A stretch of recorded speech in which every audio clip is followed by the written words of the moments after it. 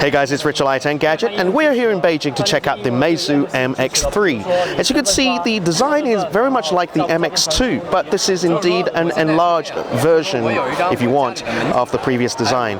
The screen size is 5.1 inches, and the resolution is a bit weird. It's 1800 by 1080p, so not quite full HD, but Meizu is clearly trying to keep its tradition of having its odd string of aspect ratios here, which is 15 by 9. But other than that, the design is very familiar looking. We've still got a similar sort of crystal look here, and in fact, it actually feels a lot better than the MX2. You can see they've decided to keep this metallic rim around the edges, but we can no longer feel the sharp edges here, unlike the MX2. So this is good news. In terms of processor, we have an Samsung Exynos 5 Octa. So this is pretty much a Chinese cousin of the Samsung Galaxy S4. So we have 8 cores here, 4 A15s and 4 A7s. And there's also a 2400 milliamp hour battery inside, made by Sony, and apparently it will keep this thing going for quite some time. And let's just go inside the About page. So if we go into settings, it won't actually tell you what version of Android this is, but this is running on something called the Flyme 3.0, and it's actually based on Android 4.2 apparently. And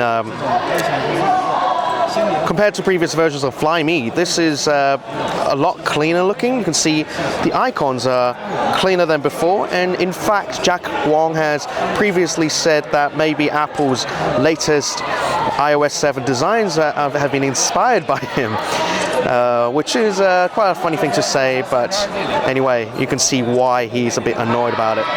And there are many other sort of improvements here. You can see, if you're familiar with Meizu, you can see some of the rearranged items. You can even change, you can actually move the icons around here. Whereas previously, this is the browser here. The browser was previously just locked in this middle position, which is a bit weird.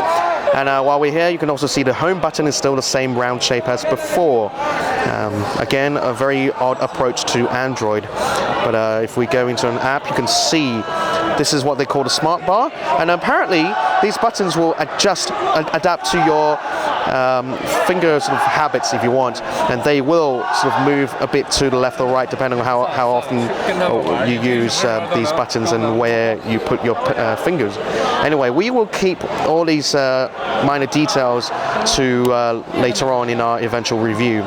But overall, there are a lot of great improvements. We think Meizu is finally making a real comeback here. Oh, last but not least, this is a 3rd generation 8 megapixel sensor from Sony, of course, and it uses a Fujitsu ISP, and it's apparently quite a fast camera with a f2.0 lens. Again, we will save the detailed reviews later on, but for now, this is it from us in Beijing.